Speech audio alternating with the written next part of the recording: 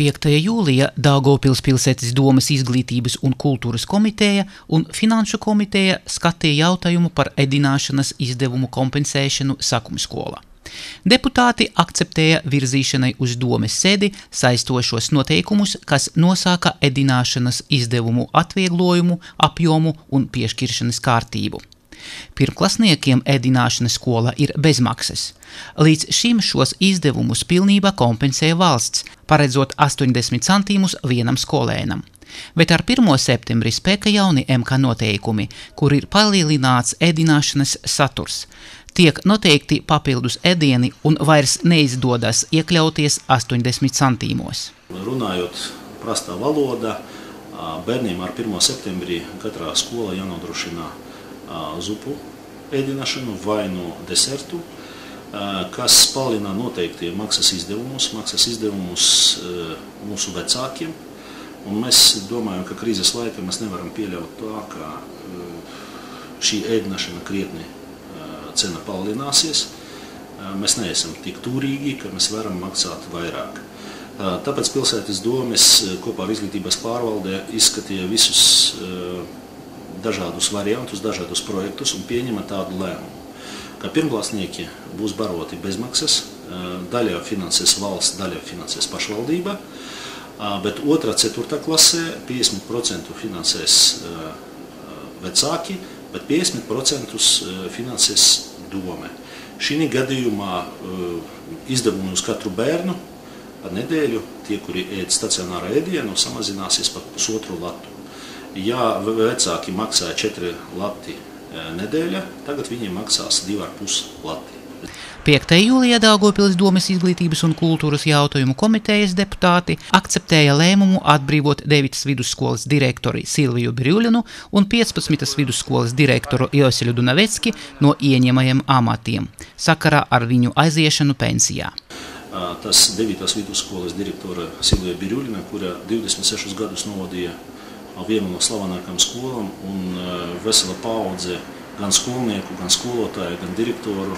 Es domāju, ka viņai pateicīga par to milzīgo darbu, kuru ieguldīts pedagoģiskā joma.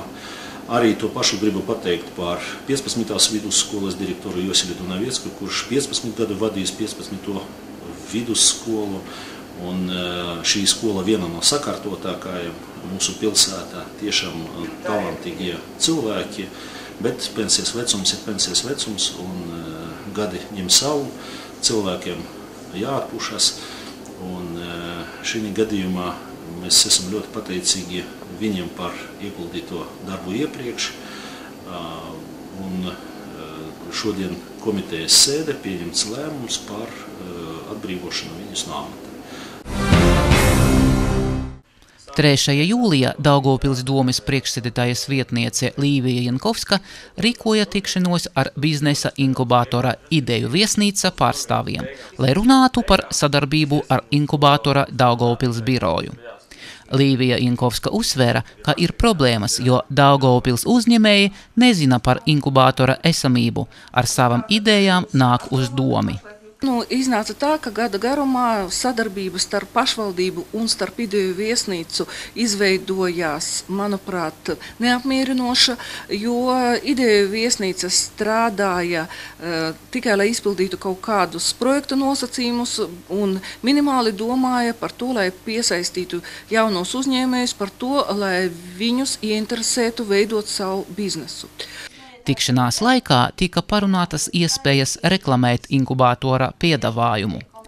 Nolēmts izvietot informāciju bannera veidā domes mājaslapā www.daugavpils.lv, izvietot stendus domes telpās. Līvija Jankovska piedāvāja regulāri rīkot informatīvus seminārus. Dome var piedāvāt telpas. Mēs vienojamies, ka mēneša laikā mēs sastādīsim kopīgu darbības plānu un ceru, ka interesantiem un amatniekiem un tiem, kas grib uzsākt savu biznesu, būs iespēja aiziet uz šo Ideju viesnīcu, jeb biznesa inkubatoru un saņemt nepieciešamo palīdzību un atbalstu. Un šis atbalsts nebūtu nav mazs, jo pie visu nosacījumu izpildes ik gadu uzņēmējs var saņemt 10 000 eiro un 3 gadu garumā tie ir 30 000 eiro. eiro.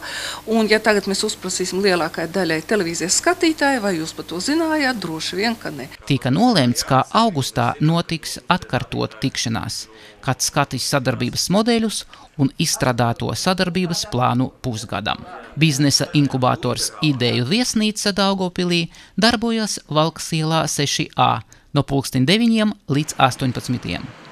Inkubators sniedz telpu īres, grāmatvedības, juridisko, marketinga pakalpojumus, palīdz izstrādāt produktus, iepākojumu, palīdz biznesa plāna izstrādē, projektu sagatavošanā. 2. jūlijā Daugavpils pilsētas domes iepirkuma komisijas sēdē tika atvērtas aploksnes ar pretendentu piedāvājumiem atkārtotajam konkursam 8 pilsētas skolu renovācijas un siltināšanas darbiem. Izsludinātas bija 6 lotes, piedalījās 13 pretendenti. Noteikums iepirkuma bija, ka viens uzņēmums nevar pretendēt vairāk kā uz vienu loti. Ja. Komisija tuvākajā laikā sāks tehnisko piedāvājumu izvērtēšanu, lai jūlijā mēnesī jau būtu provizoriski rezultāti par iespējamo pretendentu loku, kur iegūst tiesības slēgt līgumu. Sakarā ar to, ka vairāk nekā pusgadu atpakaļ būvdarbi tika apstādināti 8 pilsētas skolās, pašvaldība bija spiesta iedalīt papildus un diezgan lielus līdzekļus šo ēku jumtu konservācijai, ekonomēs no siltuma efektivitātes paaugstināšanas vietā. Tāpēc sabiedrību interesē, vai iepriekšējais būvdarbu izpildītājs Svente Holding piedalīsies atkārtotajā konkursā. Nē, dotā iepirkumā, dotā kapitāla sabiedrība nepiedalījās. Ja viss ies bez iebildumiem un apstrīdējumiem, kādos termiņos mēs varam iekļauties? Tāds optimālais provizoriskais darbu uzsākšanas laiks būtu šī gada augusta mēnesī. Un pabeigšanas termiņš nākamais gads. Tālākā Daugavpils skolu renovācijas projekta realizācijas pašvaldībai pievērš īpašu uzmanību. Mums ir ļoti svarīgi, lai mūsu skolnieki beidzot sāktu mācīties komfortablos apstākļos. Gribu uzsvērt, ka skolu renovācija tika kavata ne pašvaldības vainas dēļ. Iepirkuma procedūra tostarp netika mainījusies, tāpēc ir grūti prognozēt, ka uz rezultātiem Norvēģijas konkursa zaudētāji. Katra iepirkuma nākas saskarties ar sūdzībām un iebildumiem. Bet mēs ceram, ka būvnieki varēs savlaicīgi uzsākt darbus un nodot eksploatācijā visas skolas. 4. jūlijā Daugavpilī apmeklēja Vides aizsardzības un reģionālas attīstības ministrijas delegācija. Ar ministrijas pārstāvjiem tikās Daugavpils domes priekšsēdētājas vietniece Līvija Jankovska. Vizītes mērķis bija apspriest Daugavpils piedāvātos projektus vissaistību finansējuma saņemšanai, kas Latgalei kopā sastādā aptuveni 20 miljonu latu. Delegācija apmeklēja Ziemeļu industriālu zonu, kur runāja par šīs teritorijas sakārtošanas projekta realizāciju. Bija apspriests jautājums par bērnu dārzu siltināšanas projekta realizācijas iespējām. Delegācija apmeklēja arī Latgales zoodārzu. Ministrijas speciālistiem tas bija atklājums, jo līdz šim viņi nezināja par zoodārza esamību Daugavpilī. Ir reālas iespējas atbalstīt arī šo iestādi. Līvija Jankovska uzsvera, ka neapšaubāmi zoodārzam ir vajadzīgas citas telpas. Jādomā par projekta realizāciju arī zoodārza attīstībai. Tikšanās laikā bija parunāti jautājumi arī par gatavošanos nākamajam plānošanas periodam un šai periodā pieejamo līdzekļu apguvi. 4. jūlijā ebreju kopienas pārstāvji kopā ar pašvaldības amatpersonām Mežciema memoriālā godināja genocīda upurus. Piemiņas brīdis notika vietā, kur Otrā pasaules kara laikā nacistu atbalstītāji nogalināja Daugavpils geto iedzīvotājus.